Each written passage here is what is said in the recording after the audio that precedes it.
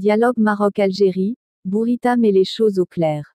Selon un communiqué du ministère des Affaires étrangères et de la coopération internationale, le ministre des Affaires étrangères et de la coopération internationale, Nasser Bourita, s'est entretenu, ce jour, au siège du ministère, avec l'ambassadeur de la République algérienne démocratique et populaire à Rabat.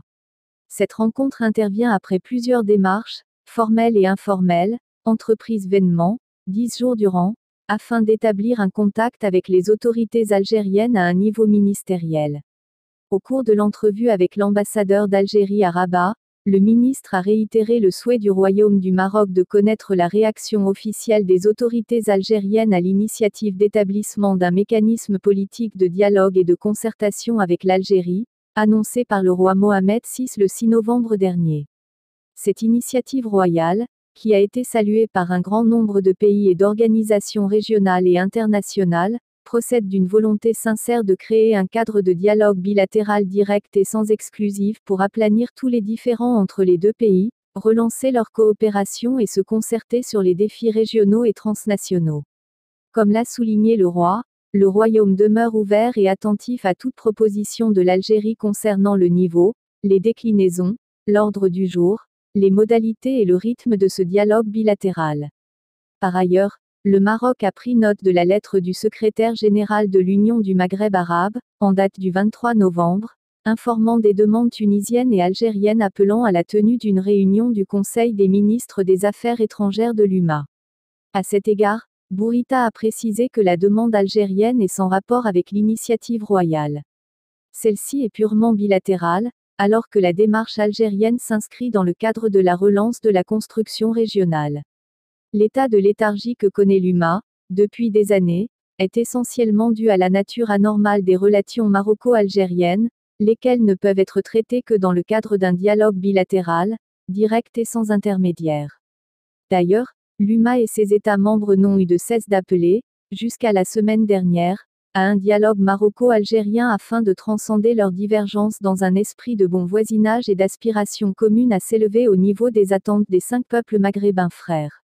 Le Maroc n'a pas d'objection de principe quant à la tenue d'une réunion du Conseil des ministres des Affaires étrangères de l'UMA.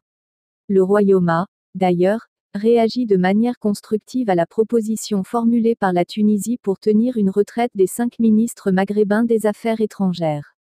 Néanmoins, le Maroc ne peut que douter que cette 35e réunion ministérielle puisse parvenir à des résultats tangibles, différents des 34 précédentes, en l'absence d'une bonne préparation et d'un dialogue direct responsable entre deux États membres de l'UMA.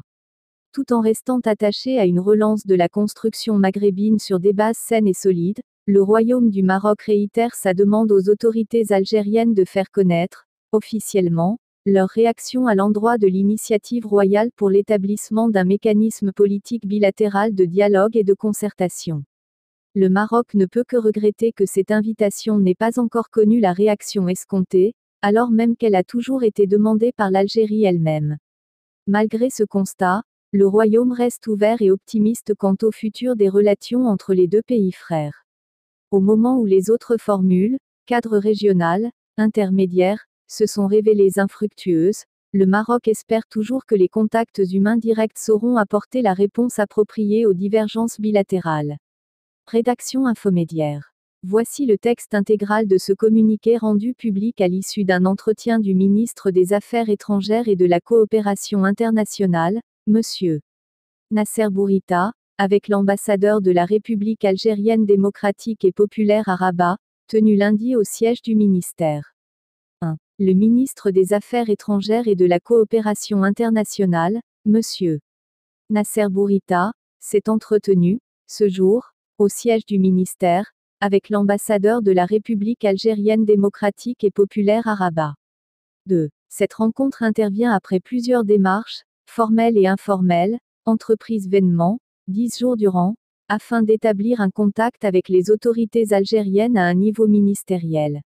3. Au cours de l'entrevue avec l'ambassadeur d'Algérie à Rabat, le ministre a réitéré le souhait du Royaume du Maroc de connaître la réaction officielle des autorités algériennes à l'initiative d'établissement d'un mécanisme politique de dialogue et de concertation avec l'Algérie, annoncé par Sa Majesté le roi Mohamed VI, que Dieu l'assiste, le 6 novembre dernier. 4. Cette initiative royale, qui a été saluée par un grand nombre de pays et d'organisations régionales et internationales, procède d'une volonté sincère de créer un cadre de dialogue bilatéral direct et sans exclusive pour aplanir tous les différends entre les deux pays, relancer leur coopération et se concerter sur les défis régionaux et transnationaux. 5. Comme l'a souligné Sa Majesté le roi, que Dieu l'assiste, le royaume demeure ouvert et attentif à toute proposition de l'Algérie concernant le niveau, les déclinaisons, l'ordre du jour, les modalités et le rythme de ce dialogue bilatéral. 6. Par ailleurs, le Maroc a pris note de la lettre du secrétaire général de l'Union du Maghreb arabe, en date du 23 novembre, informant des demandes tunisiennes et algériennes appelant à la tenue d'une réunion du Conseil des ministres des Affaires étrangères de l'UMA. À cet égard, M. Bourita a précisé ce qui suit. La demande algérienne est sans rapport avec l'initiative royale. Celle-ci est purement bilatérale, alors que la démarche algérienne s'inscrit dans le cadre de la relance de la construction régionale. L'état de léthargie que connaît l'UMA, depuis des années, est essentiellement dû à la nature anormale des relations maroco-algériennes, lesquelles ne peuvent être traitées que dans le cadre d'un dialogue bilatéral, direct et sans intermédiaire. D'ailleurs, l'UMA et ses États membres n'ont eu de cesse d'appeler, jusqu'à la semaine dernière, à un dialogue maroco-algérien afin de transcender leurs divergences dans un esprit de bon voisinage et d'aspiration commune à s'élever au niveau des attentes des 5 peuples maghrébins frères. Le Maroc n'a pas d'objection de principe quant à la tenue d'une réunion du Conseil des ministres des Affaires étrangères de l'UMA. Le Royaume a, d'ailleurs, réagi de manière constructive à la proposition formulée par la Tunisie pour tenir une retraite des 5 ministres maghrébins des Affaires étrangères. Néanmoins, le Maroc ne peut que douter que cette 35e réunion ministérielle puisse parvenir à des résultats tangibles, différents des 34 précédentes, en l'absence d'une bonne préparation et d'un dialogue direct responsable entre deux États membres de l'UMA.